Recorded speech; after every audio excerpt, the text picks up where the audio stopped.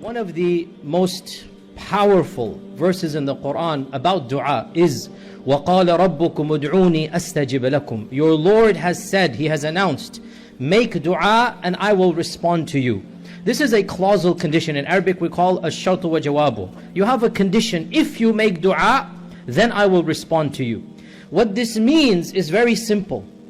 Every single dua will be responded to by Allah. And this is something that is explicitly mentioned in the hadith. Our Prophet ﷺ said, there is no servant of Allah that makes dua except that Allah will give him what he wants, or will give him something equivalent, or will avert a calamity away. One of three things. You make dua, oh Allah, I want this job. Oh Allah, I want to be rich. Oh Allah, I want a child.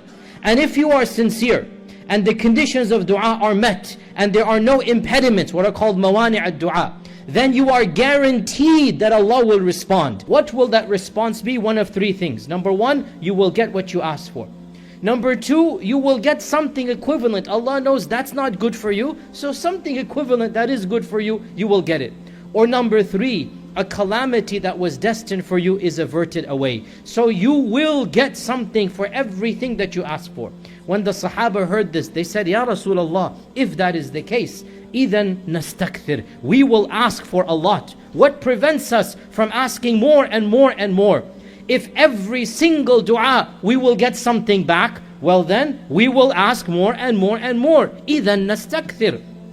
The Prophet ﷺ smiled and said, Allahu Akthar. Allah is much more than what you can ask for. Allahu Akthar. Allah is more than what you can ask for. So my dear brothers and sisters, never ever ever be stingy in your dua. Our Prophet ﷺ said, Abkhalun nas, the most stingy of people, man bakhila an dua, who's too stingy to make dua. Make dua for each and everything. Ask Allah and continue to ask Allah, and never be stingy to ask Allah subhanahu wa ta'ala. One of our scholars of the past said, the son of Adam, the more you ask him, the more irritated he gets with you. But Allah, the more you ask him, the more he loves you. The son of Adam, the more you ask, the more he'll want nothing to do with you. Even your best friend, how much can you ask from him before he'll get tired? But Allah subhanahu wa ta'ala, the more you ask, the more he will love you. And I conclude with this famous quote of Aisha radiallahu anha, our mother and the most beloved wife of the Prophet sallallahu alaihi wasallam. She said, if your shoelace breaks, make dua that Allah gives you a new shoelace.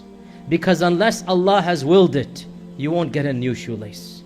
The point of this is, never trivialize your dua. If your shoelace breaks, you don't have a shoelace, make dua, oh Allah, give me another one. That is not trivial in the eyes of Allah. You are showing Allah you are the abd and He is the Rabb. You are showing Allah you need everything. So ask and ask Allah, and ask Allah for all of your needs, and ask the big needs and the small needs, and ask the needs of the akhirah and the needs of this dunya, and continue to ask Allah. The more you ask Allah, the more Allah subhanahu wa ta'ala will love you.